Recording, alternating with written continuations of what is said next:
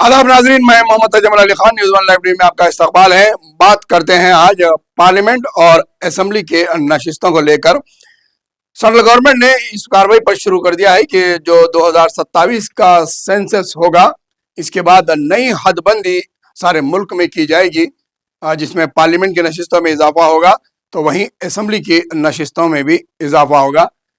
तेलंगाना की असेंबली नशिस्त में अब इस वक्त जहां पर 119 नशिस्तें हैं, आंध्र प्रदेश जब तेलंगाना बना था तो उसमें आंध्र प्रदेश एक्ट के तहत 153 नशिस्तें तेलंगाना के लिए बढ़ाई जाने की तजवीज़ पेश की गई थी।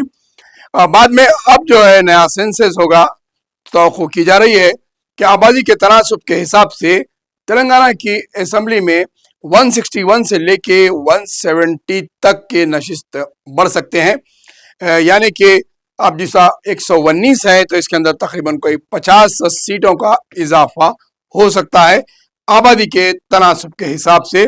वहीं पर पार्लियामेंट की नशिस्तों के लिए तेलंगाना से अब 17 एमपीज नुमाइंदगी करते हैं। अब 25 से 30 एमएलएस की गुंजाइश हो सकती है और इसके साथ ही हर पार्लियामेंट के एक एमपी के अरकान की तादाद जहां 7 है वो 9 तक भी पहुंच सकती है। इसके अलावा पार्लियामेंट की जो मौजूदा नशिस्तें हैं 543, इसके अंदर 180 नशिस्तों पर खवातीन सारे मुल्क से नुमाइंदगी कर रही हैं।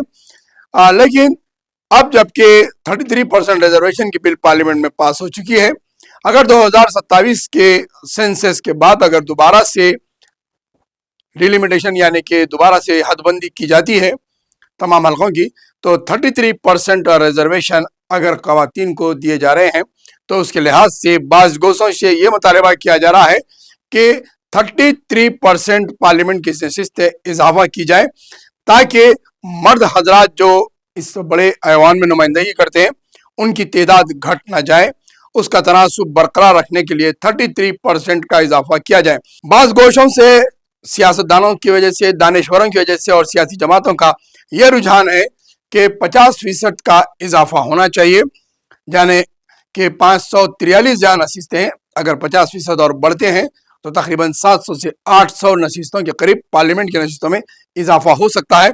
अगर इतना इजाफा होता है तो 33% अगर रिजर्वेशन खवातीन को भी जाता है तो मौजूदा जो 500 के ऊपर जो तादाद है वो मर्द हजरात की हो सकती है, यानी कि तनासुब के हिसाब से मर्द हजरात का डोमिनेशन बराबर बरकरार रहेगा।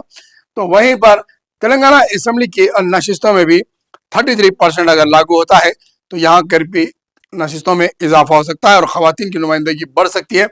बहरहाल तेलंगाना के असेंबली में 160 से 170 का इजाफा हो सकता है और शहर हैदराबाद की भी नशिस्तें बढ़ सकती हैं। इस लिहाज से नए उम्मीदवारों के नए मौके फराम हो सकते हैं और पुराने उम्मीदवारों को आराम करने दिया जा सकता है, क्योंकि जितने नशिस्तें बढ़ेंगे उतने ज्यादा उम्मीदवार पैदा होंगे और उतने उम्मीदवार हकदार बनेंगे। बहरहाल 2027 के सेंसस के बाद मरकजी हुकूमत नए डिलिमिटेशन और नई हदबंदी का ऐलान करेगी और इसके लिए काम शुरू हो चुका है।